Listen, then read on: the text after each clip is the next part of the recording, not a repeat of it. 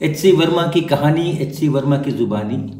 इसके पिछले अंक में मैंने अपने शुरुआती स्कूल के दिनों के कुछ अनुभव बांटे थे और एक गंभीर प्रश्न उठा था कि हमारी जो शिक्षा की पद्धति है, स्कूल की जो पद्धति है और ख़ास करके परीक्षा की जो पद्धति है, वो हमारे विद्यार्थियों की प्रतिभा का कितना सही मूल्यांकन करती है।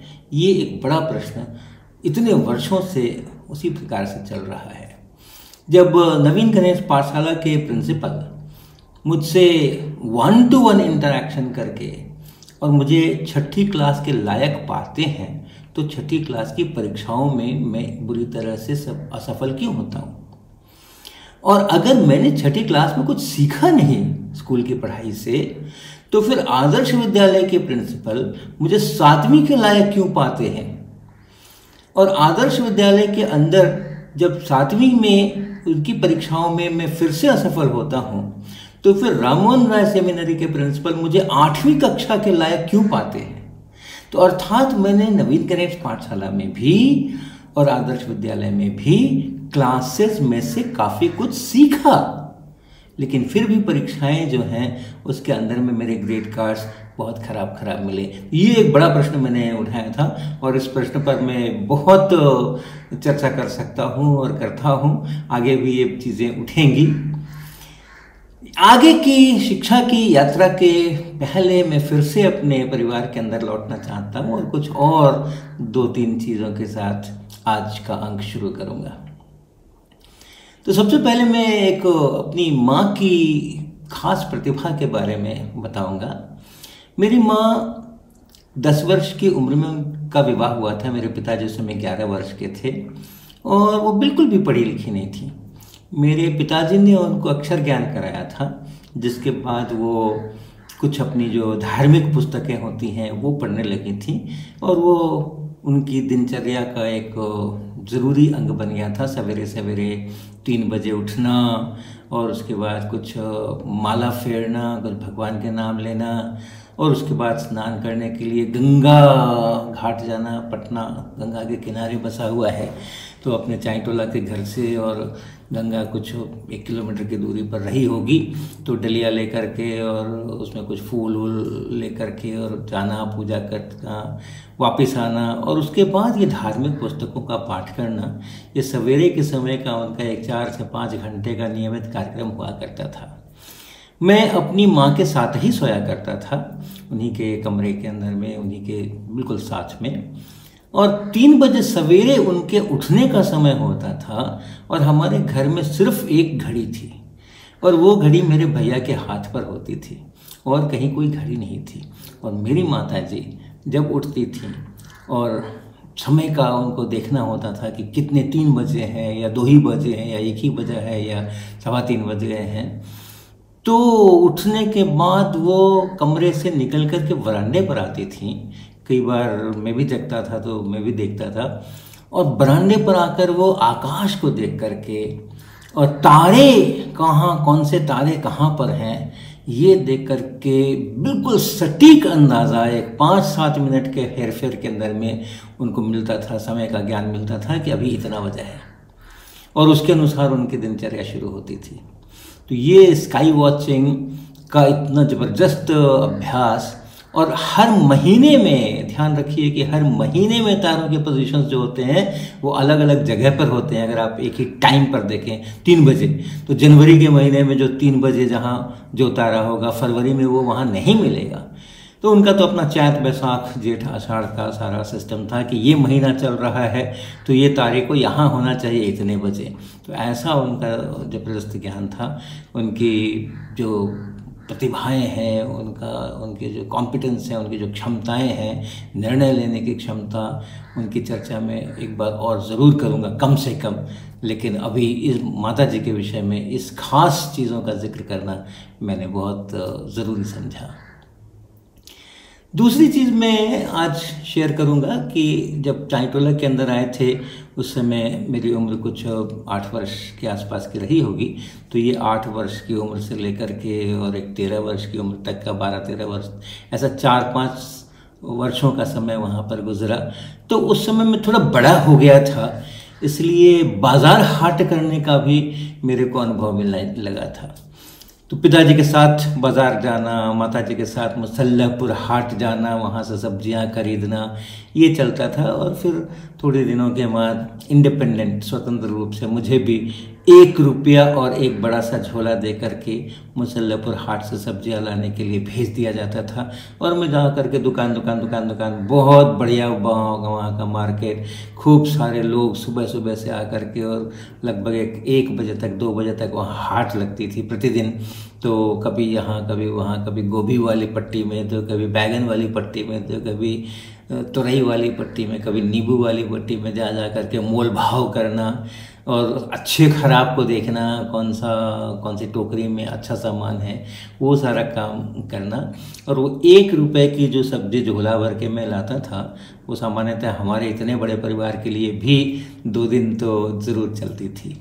इधर के बाज़ार के अंदर में चावल वगैरह 1 रुपए का 1.25 किलो श्याम जीरा चावल, ये मुझे ध्यान है कि मैं खरीद करके लाया करता था। और भी इस तरह की चीज़ें होती थी। जब हम लोग नया टोला में रहते थे तो वहाँ पे खजांची रोड के मोड़ पे, जहाँ लोअर रोड पे मोड़ निकलती थी नया टोला के पास में, वहाँ पर एक धोबी हुआ करता था। और उसको हम लोग अपने कपड़े, खास करके जो भैया के कपड़े होते थे, जो कॉलेज पहन के उनको जाना होता था, उसमें प्रेस की ज़रूरत होती थी, तो इसलिए वो उस तरह के कपड़े वहाँ पर दिए जाते थे। और वहाँ से मैं ही जाया करता था लाने के लिए। चाई टोला आने के बाद भी कुछ समय तक वो कपड़े धुलने का काम उसी दुकान से हुआ करता था।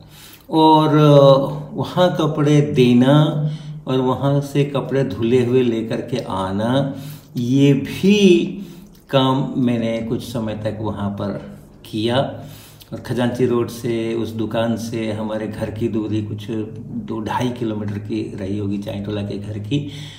तो मुझे ये ध्यान है कि शाम के समय में जब मैं एक दफ़ा वो वहाँ से लेकर के आ रहा था, दोनों हाथों को पैरेलल अपने शरीर से परपेंडिकुलर रखते हुए, उसके ऊपर वो धुले हुए प्रेस किए हुए कपड़े ठीक ढंग से संतुलित रखते हुए, जिसमें कि कहीं से भी वो मुड़े नहीं, ऐसा। तो वैसा किए वो 2-2.5 किलोमीटर, 2.5 किलोमीटर के करीब की दूरी तय करने में, जिसमें मुझको करीबन 30-35 मिनट लगते थे। तो बिल्कुल हाथों, अपने सापेक्ष हाथों की स्थिति को बिना बदले हुए और वहाँ से चलते हुए मुझको वहाँ पर आना होता था। तो रात के समय अंधेरा हो चुका था और मैं ऐसा लेकर के आ रहा था। और रास्ते में भिखना पहाड़ी के बाद और उधर गांधी मूर्ति तिराहे तक पहुंचने के बीच में करीबन 1 किलोमीटर, आधे किलोमीटर का ऐसा रास्ता था जो सुनसान था। और उस दिन जब मैं ऐसा लेकर के आ रहा था तो सुनसान पहुंचते ही, उस जगह पर पहुंचते ही कुत्ते भौंकना शुरू कर दिए। अब मेरी बड़ी परेशानी हो गई। मुझे कुत्तों से बहुत डर लगता है। आप जानते ही हो कि बचपन के अंदर में मेरे कुत्ते ने मेरा क्या हाल किया था। तो ये कुत्ते भौंकने लग गए, 1 या 2 कुत्ते। और अब मैं दौड़ भी नहीं सकता हूँ, क्योंकि हाथ जो हैं उन पर अपना जो कपड़े हैं धुले हुए प्रेस किए हुए, उनको संतुलन में भी बना के रखना है और उन कुत्तों से भी बचना है और तेज़ी से भी चलना है। तो ऐसा करते हुए बड़ी मुश्किलात से, और भगवान का नाम ले करके कि ये कुत्ते कहीं हमला ना कर दें, और उनके बीच में से होता हुआ वो आधे किलोमीटर की दूरी तय करना, उसमें बड़ा भारी हुआ। वो आधे किलोमीटर की दूरी करने के बाद जा कर के कुछ लोग जब दिखाई पड़ने लगे, वहाँ पर वो ताड़ी पीने वाले इकट्ठा हुआ करते थे, वो सुनसान ख़त्म होने के बाद में दोनों पट्टियों में। वहाँ जब मैं पहुँचा हूँ उसके बाद जा कर के वो कुत्ते जो हैं उन्होंने मेरा पीछा छोड़ा है, और वहाँ से फिर मैं लेकर के और यहाँ अपने घर पे पहुँचा हूँ। तो ये एक दूसरी कहानी इस संदर्भ की है। और एक और मैं बहुत रोचक वाकया आपके सामने पेश कर रहा हूँ, और वो है कि जब राम मोहन राय सेमिनरी में मेरा एडमिशन हुआ तो वहाँ के स्कूल में एक बड़ा सा ग्राउंड था खेलने कूदने का। और स्कूल के समय के थोड़ा पहले अगर वहाँ पहुँच जाओ, 15-20 मिनट पहले, तो बच्चे खूब धमाका चौकड़ी करते रहते थे। तो वहीं पर मेरे मित्रों के साथ में और मेरा समय गुजरता था। और बिल्कुल मैं ज़रूर कोशिश करके, और स्कूल शुरू होने के 15-20 मिनट पहले वहाँ पहुँचा करता था ताकि उस धमाल चौकड़ी का आनंद में उठा सकूं। और वहीं पर मैंने साइकिल चलाना सीखा। तो छोटा तो मैं था ही, और हाइट वगैरह में भी कम ही था, और हमारे मित्र जो थे उनकी साइकिलें थोड़ी बड़ी बड़ी ही हुआ करती थी। लेकिन उस ग्राउंड के अंदर में थोड़ा थोड़ा वो जो होता है कि वो जो हॉरिजॉन्टल डंडा रहता है ऊपर वाला साइकिल में, जेंट्स साइकिल में, तो उसके नीचे से पैर दूसरी तरफ ले जा करके और फिर पैडल चला करके, और एक हाथ से तो बाएं हाथ से तो हैंडल पकड़ते ही हैं बाएं तरफ का, दाहिने हाथ से या तो उस हॉरिजॉन्टल डंडे को पकड़ते हैं या तो फिर दूसरा हैंडल पकड़ते हैं और अपने काख के नीचे सीट को दबा करके और उस हालत में चलाते हैं। उसको कैंची स्टाइल में साइकिल चलाना ऐसा उस समय में कहा जाता था, आज भी शायद कहा जाता हो। और वो थोड़ा थोड़ा मैंने वहाँ पर अभ्यास किया था। और उस साइकिल चलाने के उस अभ्यास के बाद एक बड़ी ज़बरदस्त दुस्साहस मैंने एक किया था। मेरे बड़े भैया की साइकिल, बहुत अच्छी साइकिल, ऊंची सी साइकिल, बड़ी सी साइकिल, जिससे वो कॉलेज जाया करते थे। उस समय बीएन कॉलेज में वो पढ़ाते थे। पहले उनका बीएन कॉलेज में ही उनको पोस्ट किया गया था। और चाईटोला से बीएन कॉलेज ये भी एक अच्छा खासा कुछ 2.5-3 किलोमीटर की दूरी पर रहा होगा। तो उसी से वो आते जाते थे और अपनी साइकिल को वो हमेशा टिप टॉप रखते थे। मुझे ध्यान है जहाँ साइंस कॉलेज के, अगर आप चाईटोला की तरफ से जाएं तो साइंस कॉलेज पहुँचने के ठीक पहले दाहिनी तरफ एक साइकिल मरम्मत की दुकान थी। वहाँ पर वो अपनी साइकिल हमेशा ठीक कराया करते थे, ओवरऑलिंग कराया करते थे। गड़बड़ तो कभी होती ही नहीं थी ठीक कराने के लिए। ज़रा सी चाल में इधर उधर हुई तो वो तुरंत साइकिल वहाँ पहुँच जाती थी और उसको तुरंत उसको ठीक ठाक करके और वो वापस दे करके और उसको ले करके आते थे। तो मेरे बड़े भैया आरएसएस के भी बहुत अच्छे वर्कर रहे हैं। तो उसके सिलसिले में वो प्रवास में शहर से बाहर कई बार जाया करते थे। तो एक बार ऐसा हुआ कि वो प्रवास में गए हुए थे, घर में और कोई भी लोग नहीं थे, सब कहीं कहीं पर किसी किसी कारणों से गए हुए होंगे। माता जी थी और मैं था, हम 2 ही लोग थे।